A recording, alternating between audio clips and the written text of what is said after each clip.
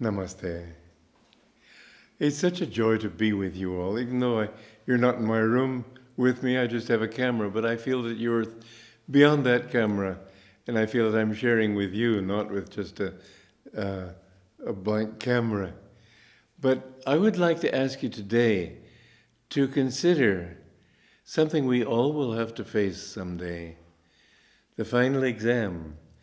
Krishna talks a lot about this in the Bhagavad Gita, and I haven't even begun reading from the Gita yet, but these are all preparatory to that.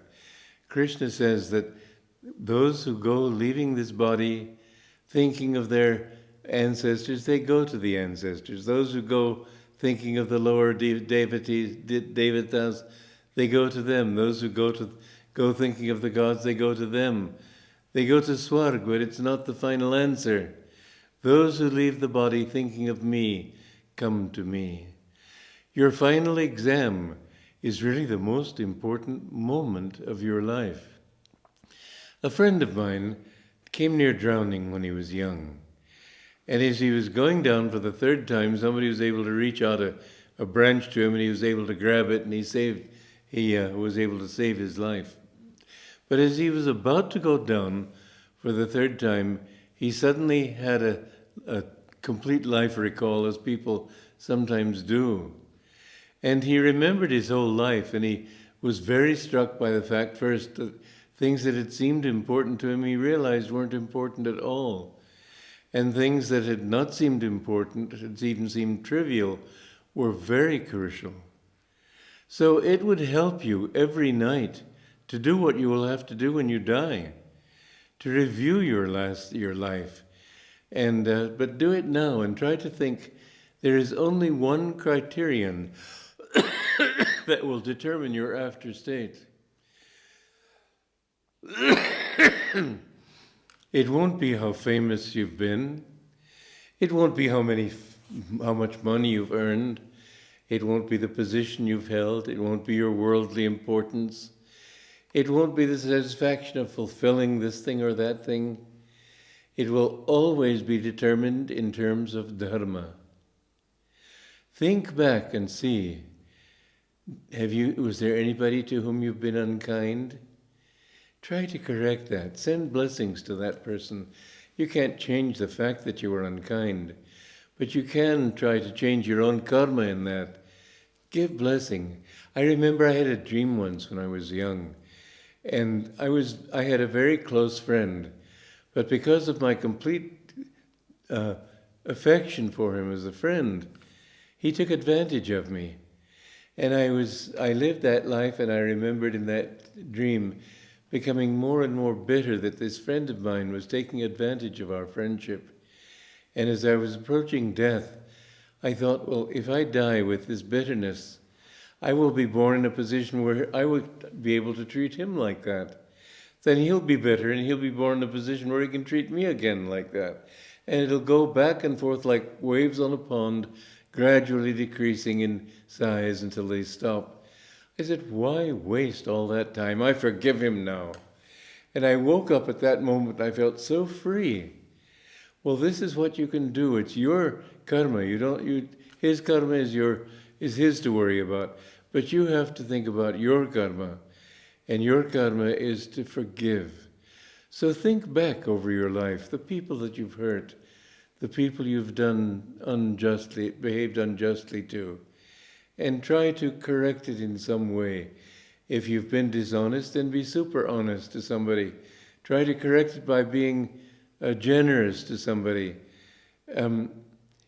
Many things you can remember that may have not been good. You were angry once. Try especially then to be calm, to say in your remembrance that I burn that anger, I give it all up.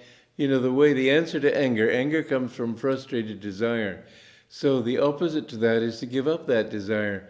So in your past life, recall that you do every night if you follow this practice. Give up the desire that created that anger. Tell yourself it doesn't really matter.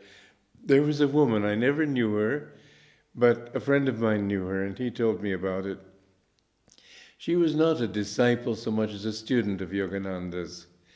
But she was dying, and she had 2 weeks she lingered. And this friend of mine told me it was divine grace that allowed her to linger, because I could see in her mind that she was reviewing her life and thinking about the things she had wanted. It wasn't that important. I don't want that. This attachment, no, I don't want that. And this person she'd hurt, that I am sorry. I want to be forgiven. I give my love to that person. Bit by bit, he said you could see her becoming lighter and lighter and lighter, until at the end, just before she died, she said, Swamiji is here. And she went out in freedom. So you can do that for yourself every night. Just realize that every time you forgive, every time you get rid of a desire by just offering it into the infinite, saying that's not that important, this attachment is not that important. If you can do that, when the time for the final exam comes, it will be easy to do. Just kick the frame and say, I don't need you. You're not this body.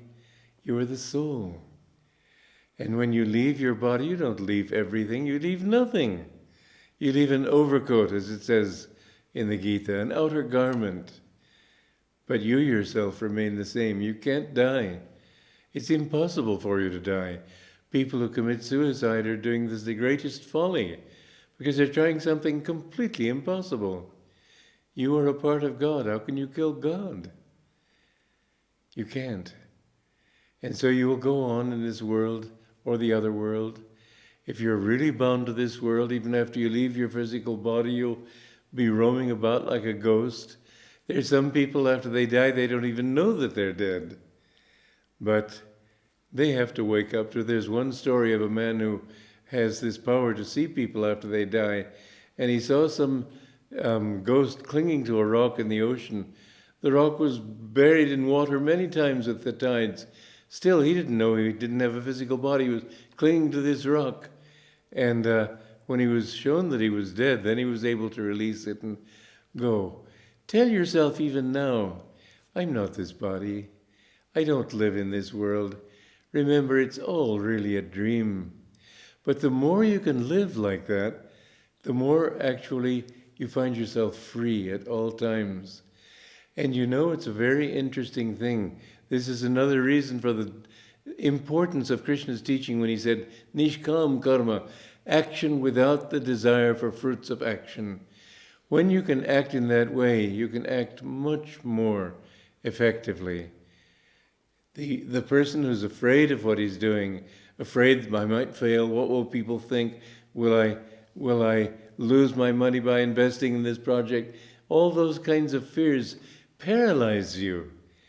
If you really can feel you aren't this world, this body, anything, if you can bring yourself to that final exam right now, preparing for it every day of your life, knowing that that is the most important test you will ever have to face. When it comes, you will face it easily and gladly. It won't come to you as a shock. And remember, you don't want to be a wandering ghost either, do you? You want to go to heaven, but also know that heaven is not the last step. There's an astral world. When you leave this body and go into that world, there are many levels of reality on that world too. There is a hell, and it's not a pleasant place. You know, you've been living in a physical body. In a sense, your physical heavy wall of flesh has protected your feelings. So you can't feel as emotionally disturbed or as emotionally happy as you can in that world when your feelings are freed. In that world you can feel intense bliss. It's harder to do here in this physical body, held down as you are by your food and your need for sleep and all the physical requirements of this hunk of flesh.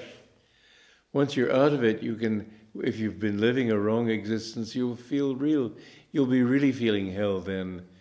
The suffering of people in hell is very intense, but it's temporary. It isn't permanent. People who believe that hell is permanent are absolutely, it's inconceivable. How can a finite cause produce an infinite effect? I don't know if I've told you this story, but think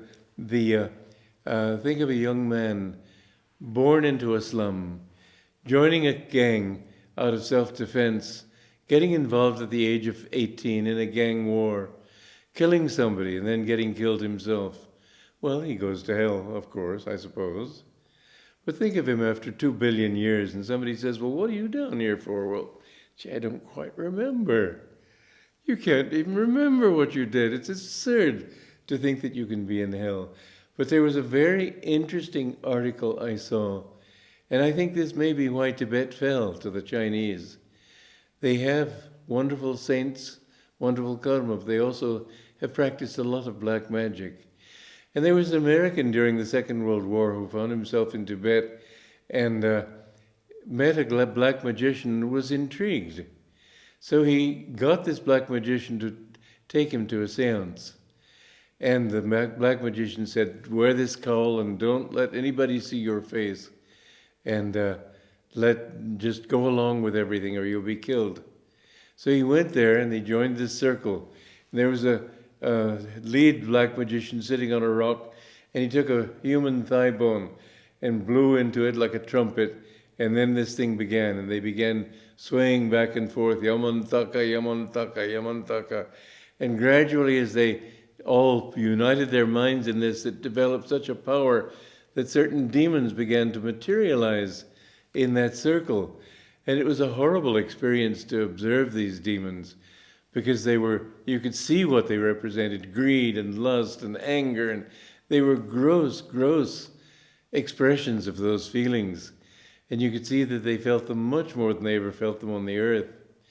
And then gradually this god Yama, death, came there, and he began to try to take them over. And as they felt that power taking them over, they united their minds to drive him away and gradually disintegrated. But some of his power remained with them, and some of their consciousness remained with him. That black magic is what, as I said, Africa fell into in the descending yuga. And that black magic is a reality. Never practice it. It finally will bring you very bad karma. But the thing is, it is possible. Hell can give you terrible experiences. There was one woman, this is worth remembering too. She loved rock and roll music. And she tried to commit suicide, and she found herself suddenly in hell. Fortunately, it was a temporary thing. She failed, but she did have a near-death experience. And she found herself in this hell where people were sort of just not looking at anything, and they were dressed in different costumes all the way back to ancient Greece, because they had just been dull. Time doesn't exist in that level. It can last a long time if you wanted to do so. But what she noticed was that the vibration of that sphere was the same as the vibration of rock and roll. And when the light came in and saved her and she was brought out of that, she's been dedicating her life ever since to trying to persuade young people not to get hooked on rock and roll music, because it does have a hellish vibration to it. It's lower chakra. It pulls the mind down. But the music you listen to, the colors you surround yourself with, the company you keep, the places you live, all of these have a very definite influence upon you. So try to surround yourself with those things which uplift you. Good, beautiful scenery, beautiful music. These are, if you have desire for these things can be fulfilled in the astral world better than here.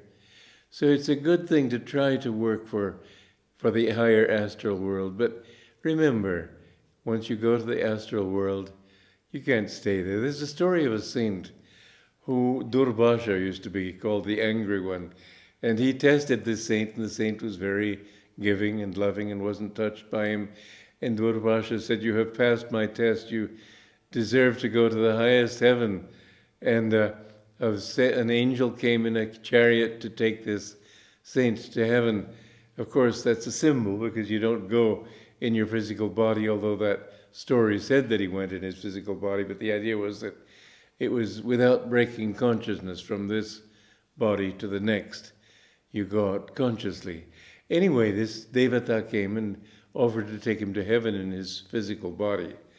And he said, well, that's very nice of you, but at first I'd like to know what the advantages are of going to Swarga.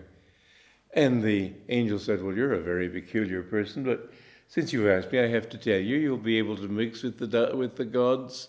You'll be able to be blissful all the time. You'll have only good people and beautiful scenery around you. It'll be a very happy existence. And the saint said, well, that's very nice, and I'm glad you told me, but I found that to everything there's a catch.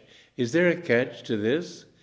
And the saint said, well, you're very peculiar. The Devata said, nobody asked that question, but since you ask it, I have to answer. You will, after a time, your worldly desires will waken again, and then you will long for this world, and the joys of that world, like dry leaves in autumn, will fall to the ground.